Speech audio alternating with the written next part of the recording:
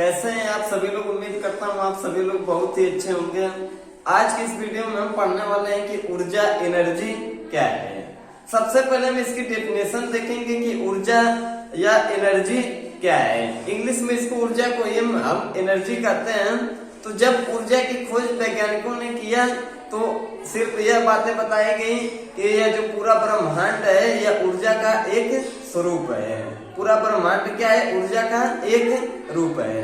लेकिन जब आपसे बोर्ड एग्जाम में पूछे कि ऊर्जा क्या है, जब हम यह लिखेंगे कि पूरा ब्रह्मांड एक ऊर्जा का स्वरूप है तो यह एकदम गलत माना जाएगा। हम इस तरीके से इसकी डेफिनेशन नहीं देंगे।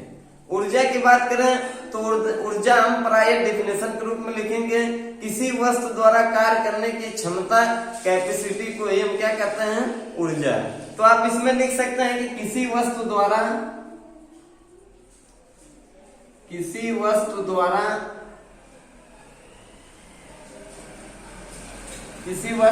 कार्य करने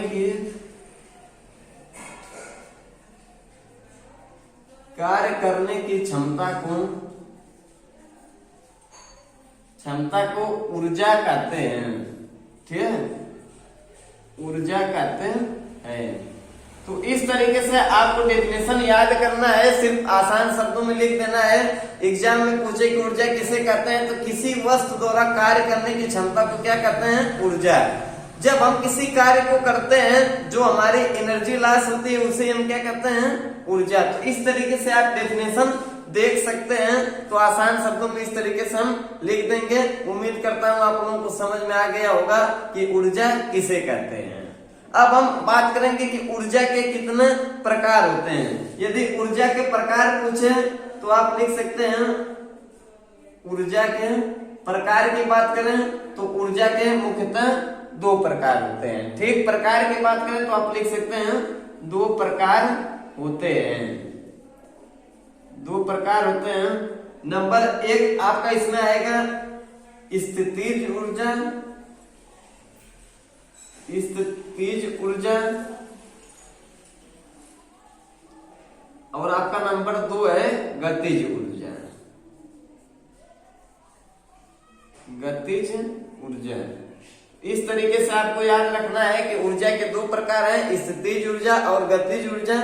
इसका हम अगले वीडियो में बात करेंगे।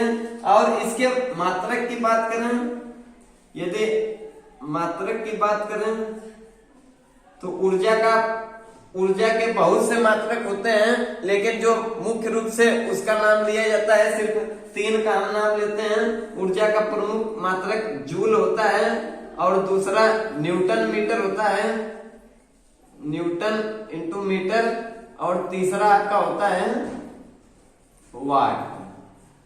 यह तीसरा मात्रक है।